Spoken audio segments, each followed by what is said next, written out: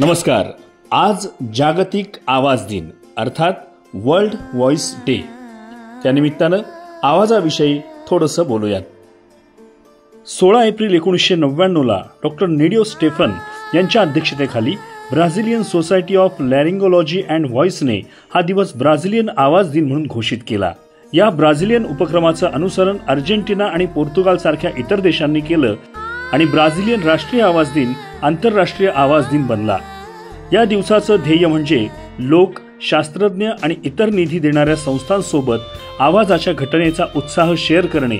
या उत्सवानिमित्त जगभरात आवाजाच्या कार्यक्रमांचं नियोजन केलं जातं, ज्यामध्ये कार्यशाळा, चर्चासत्र आणि मैफिलींचा समावेश असतो, ज्यामुळे लोकांना आवाजाची काळजी आणि आवाजाच्या कलेबद्दल शिक्षित केलं जातं।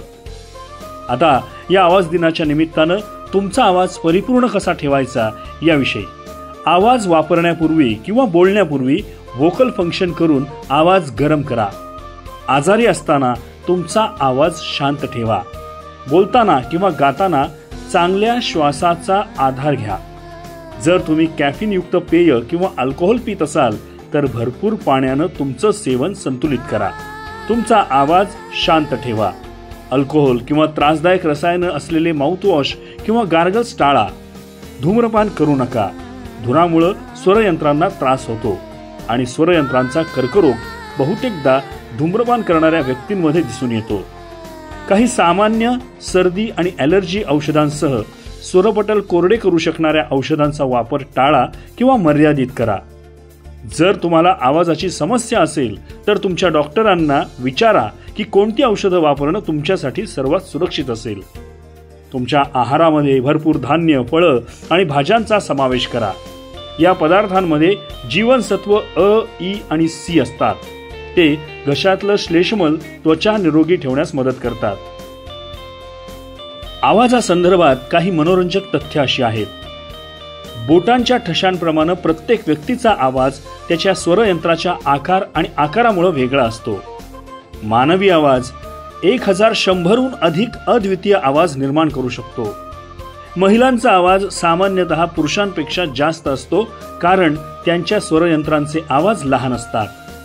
पौगंडावस्थामुळे स्वरयंत्राची वाढ होते, ज्यामुळे पुरुषांमध्ये आवाज तीव्र होतो। तुमच्या आवाजाचा अतिवापर केल्यानं व्होकल कॉर्ड नोड्यूल किंवा पॉलिप्स होऊ शकतात।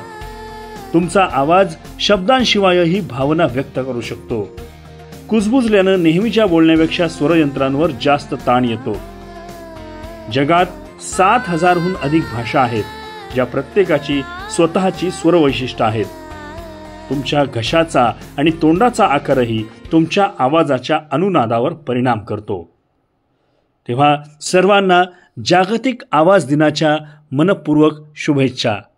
ओरडू नका, शांत रहा, आवाज गोड ठेवा।